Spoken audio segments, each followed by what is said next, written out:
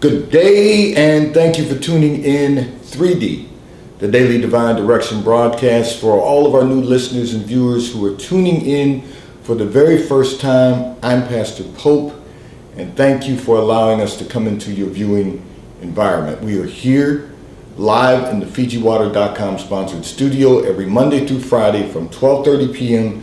until 1 p.m. Eastern Daylight Time, scheduling permitted, to address whatever topics you might like to discuss, whatever issues of life you find challenging or that you find difficult to navigate. You can discuss careers, finances, entrepreneurship. You can discuss marriage, divorce, raising children, blending families. You can discuss dating and relationships.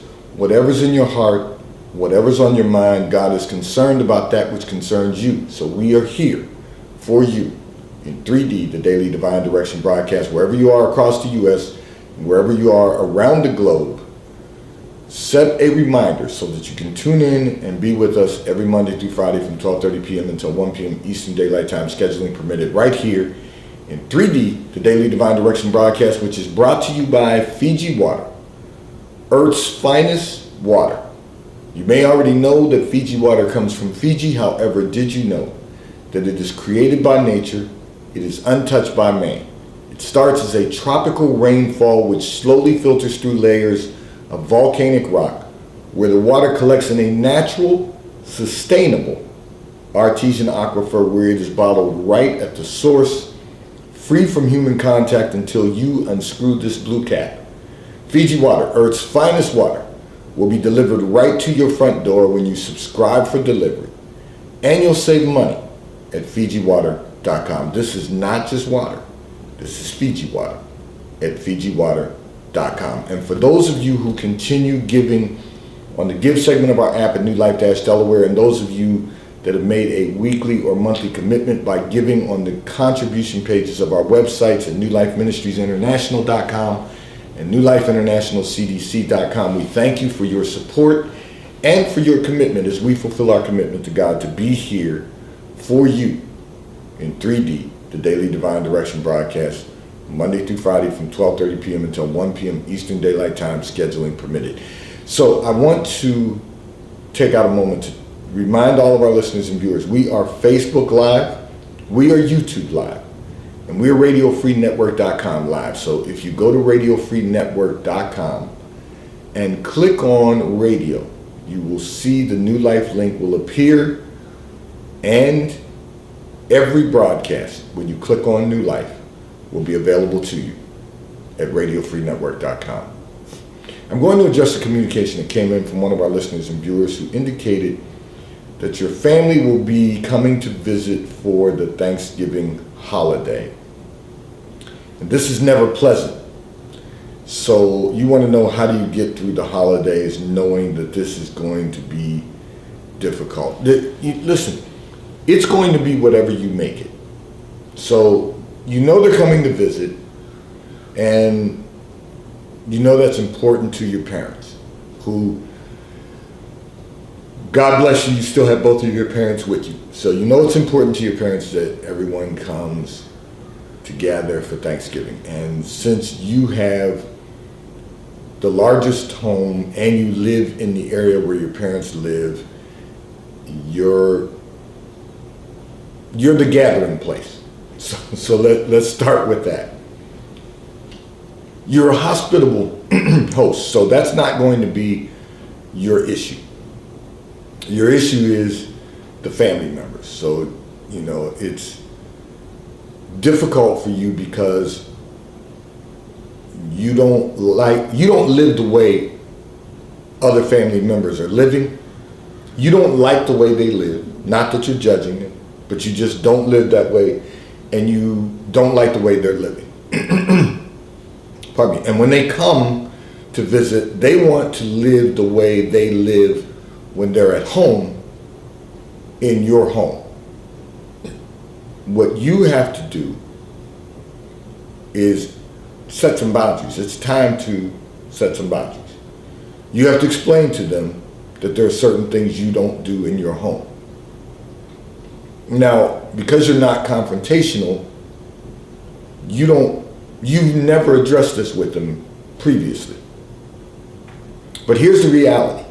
The reality is it's not a matter of being confrontational. It's a matter of communicating effectively and efficiently. And what you need to explain to everyone is that there are certain things you don't do in your home. And whether you do that now by text or email, pardon me, I'm having problems with my allergies, so you're hearing a lot of these human noises, me clearing my throat and maybe a sneeze from time to time. I'm just dealing with my allergies and sinus, so just pray my strength. But having said that, you know, the generation that you live in, you can communicate with them by email and text. And you can tell them very clearly, a group text, you can tell them very clearly the things that you don't do in your home and that are not acceptable. For example, you don't want any smoking, tell them that. If people don't want to comply with the way you choose to live, they don't have to come. And I know you're trying to keep the peace for your parents' sake, but the reality is, and you have some concerns about some of your aunts and uncles because you don't want to offend them. Respect your elders. I get it. You want to respect them, but there's certain things you don't do in your home.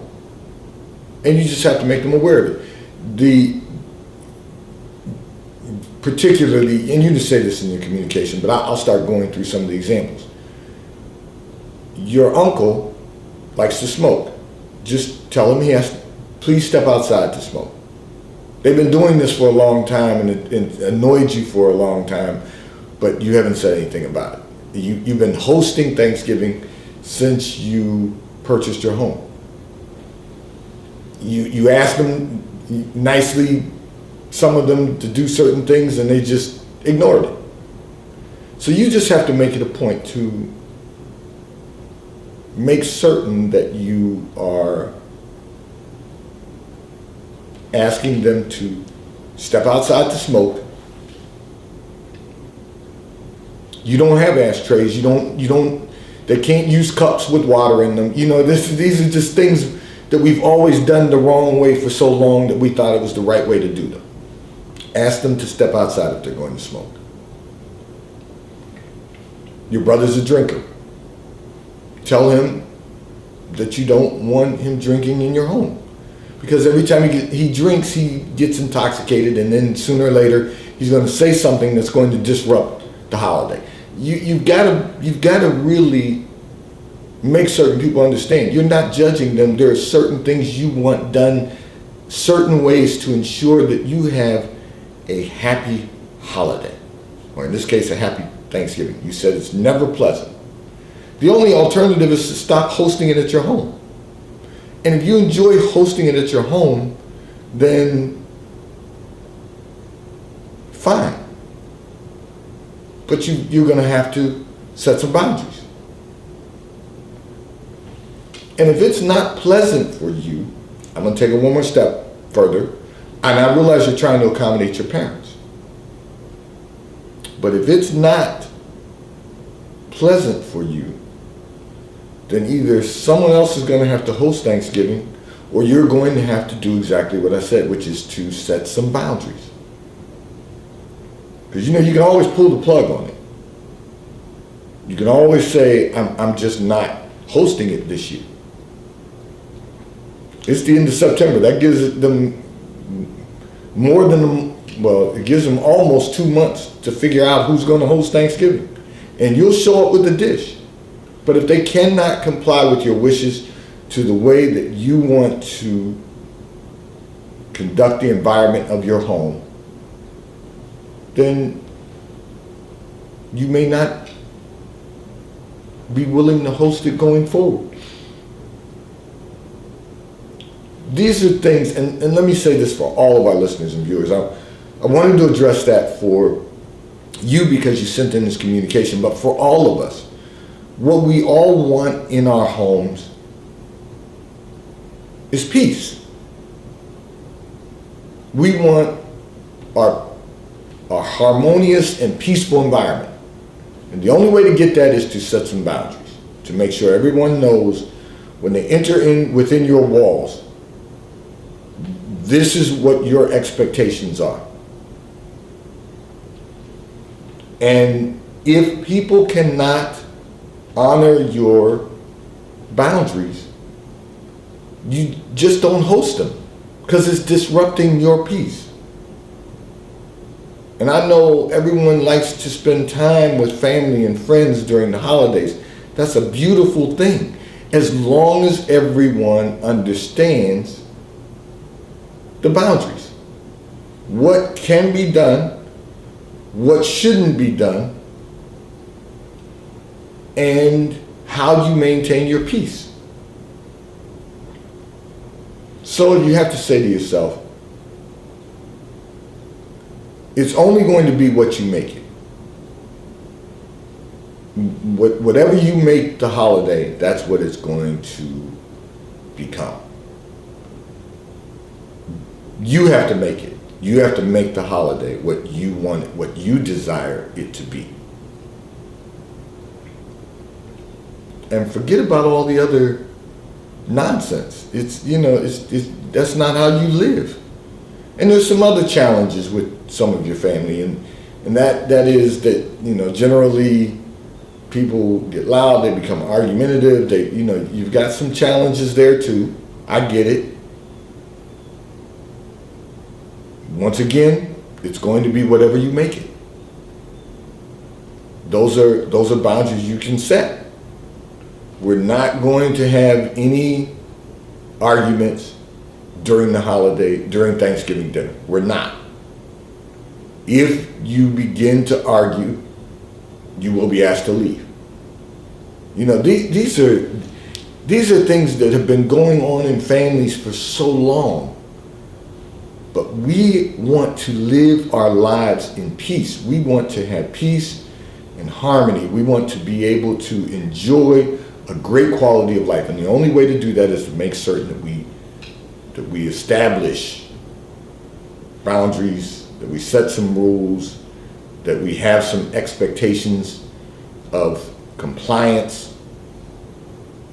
And if we do that, we're going to have a better quality of life. And that's what this whole thing is about. That's what it really means when Jesus said, I came that you might have life and that you might have it more abundantly. He wants you to have a great quality of life, and he wants you to maximize that quality of life. That's why it says, have life and have it more abundantly. We've been missing out on abundant life. We've been searching for it, trying to think that it means certain things and being taught that it means certain things, but the reality is it's talking about a great quality of life. Peace in our mind, health in our body, and a inspired spirit. So this is what God wants for us. And you're going to have to deal with that for this Thanksgiving holiday, because this is the beginning of the new you, the new life for you. Because when those holidays are gone, we're going right into a new year, and we want to go into a new year not carrying old nonsense or old baggage with us into a new year. This segment of the broadcast has been brought to you by T-Mobile, America's largest, fastest, and most reliable 5G network. If you are not currently a T-Mobile customer, you may call or text on the T-Mobile caller text line at 267-992-1424. We will place you into our queue so that you may become a T-Mobile customer and experience America's largest, fastest, and most reliable 5G provider at no extra charge. Taxes and fees are included in your bill, and if you auto pay by attaching a credit card to your account, you will receive a discount on your monthly bill at T-Mobile, America's largest, fastest, and most reliable 5G provider at no extra charge. I'm going to address another communication that came in from one of our listeners and viewers who indicated that you spend a significant amount of time examining the motives of people around you, family, friends, co-workers, etc. And you want to know what can you do to get a better understanding of the motives of others. So let me say this. First and foremost, you have to pray for discernment. That's the very first thing you have to do. We have to be prepared. We have to be prepared to deal with other people and other personalities and other spirits. So we have to be able to identify them so that we can call them out in our mind and decide how we're going to deal with those spirits, those personalities, all of those components. So you have to pray for discernment. That's part of my prayer every day. You have to pray for discernment. And once you've prayed for discernment, you have to realize that it's not so important that you spend so much of your time during the day examining the motives of others, because you know every person that you encounter has their own agenda. They have their own agenda. And it's only your job to get a better understanding of what their agenda is, but it doesn't mean you have to spend a lot of time on that. You pray for discernment and you watch and you observe. And people will show you who they are. The problem is when they show you who they are, you have to accept that that's who they are. And you have to believe that that's who they are. You can't change someone else. They have to desire to change, to make a change. So whatever their personalities are and whatever their spirits are, those are real. You might need to understand how to deal with them, but that's where the spirit of discernment comes in. When you pray for the spirit of discernment, you'll know how you want to deal with the personalities. You'll know how you want to deal with the spirits. You'll understand how to deal with each person, family, friends, co-workers. Let me break that down for you. You don't get to choose your family. You do get to choose your friends. But you get to decide how you're going to deal with your family members. Because just because you love them because they had the same DNA, just because you love them because they have the same blood, just because you love them because they're your siblings or because they're your cousins that you grew up with, just because you love them doesn't mean you have to like their personality. Doesn't mean you have to like their spirit. We hold ourselves hostage believing that because these are people we have known all our lives, and because we love them because they're part of our family, our immediate family, we hold ourselves hostage by believing that we have to engage them or interact with them. That's not the case. You get to choose who you're going to be engaged with, and you get to choose who you're going to interact with. You don't get to choose the family that you have, and you love them because they're part of you. But you do get to choose how much you're going to engage with them and how much you're going to interact with them. That's your choice. And each and every one of us gets to make that choice. So, having said that, you have to understand how to deal with family members that you do not choose to deal with. You have to know how you're going to handle that. Am I going to find it necessary to love them from afar? Am I going to find it necessary to love them during the holidays? Am I going to find it necessary to be engaged with them because of family dynamics once a quarter? Am I going to find it necessary to be engaged with them or interact with them once a month? That's your choice. You're never going to have to engage with people that you don't choose to engage with on a daily basis. That's a choice. That's holding ourselves hostage to deal with people that we don't really like their personalities and we don't like their spirits. But you get to choose that.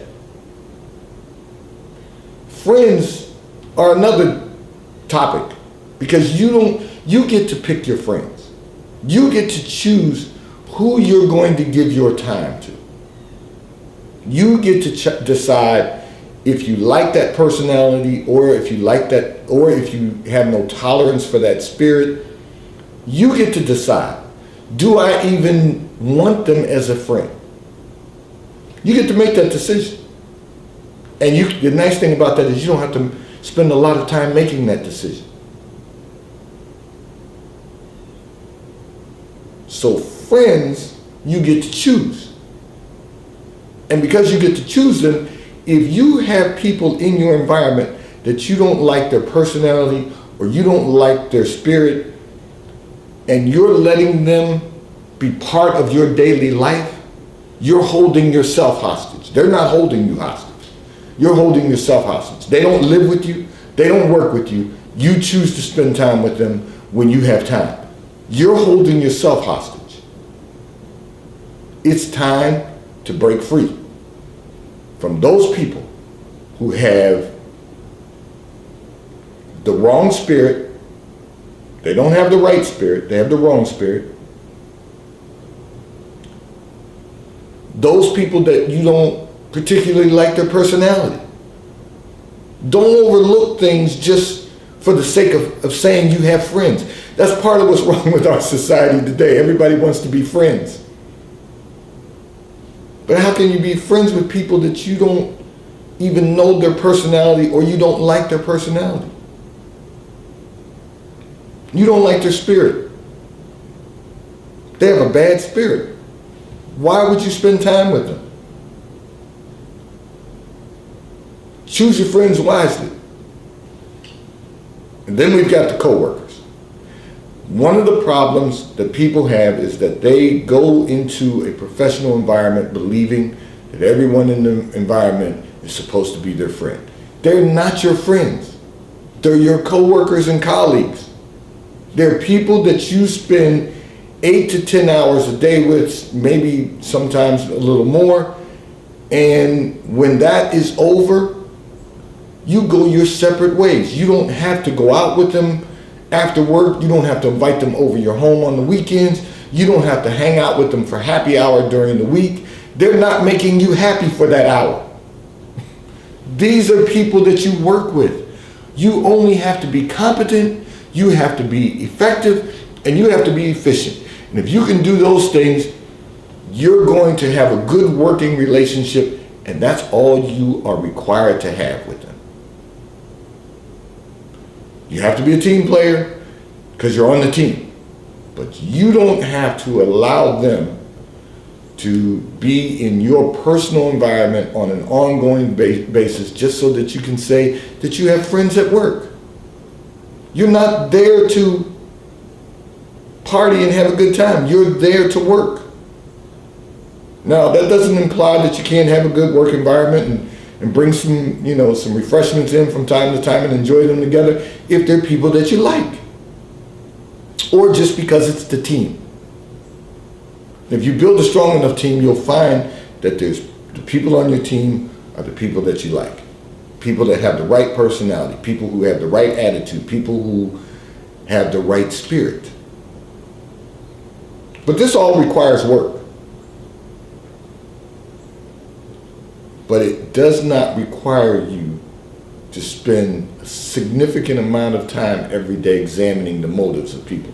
People will show you who they are, and when they do, accept it. Now, people will tell you that they've changed, but you can see change. You can see it. Change is not something that's just talked about. Change is an occurrence.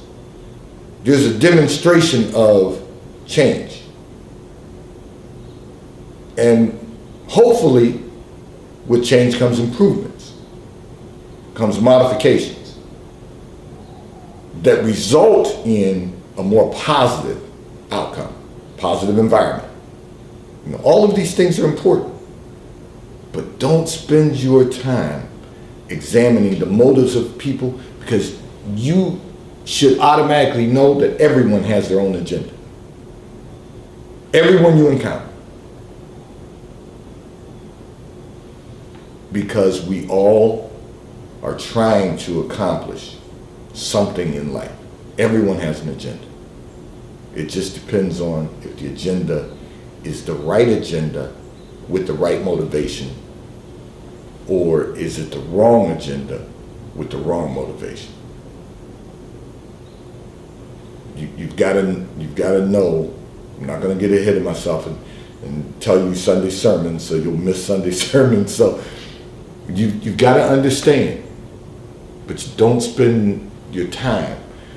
Don't spend a significant amount of your time trying to navigate all of that. Just put them in categories: family, friends, co-workers, and colleagues. Some friends will cross over into extended family. They'll become family to you.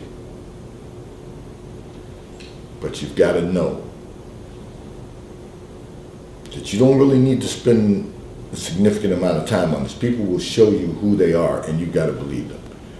This segment of the broadcast has been brought to you by Charles Tyrwhitt, located in London, the UK. They also have stores in New York, Chicago, Washington, D.C., and at the King of Prussia Mall in King of Prussia, Pennsylvania. So if you're in any of those areas, stop in at their retail stores. They have everything a man could possibly need: shirts for men, ties for men, suits for men, and accessories.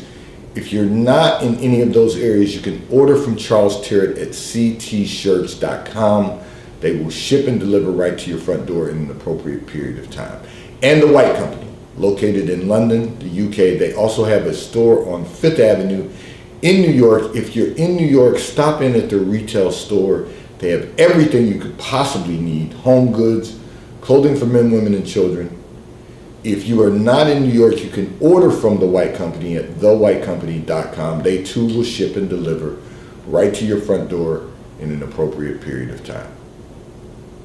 I'm going to address another communication that came in from one of our listeners and viewers, who indicated that after listening to the broadcast for some time, you feel as though you have neglected your health long enough. You want to know what would be the first step of becoming more healthy. So let me tell you the first step of becoming more healthy. First of all, read your Bible, because it will tell you the things that we should eat, the things we shouldn't eat, that are going to enhance our health.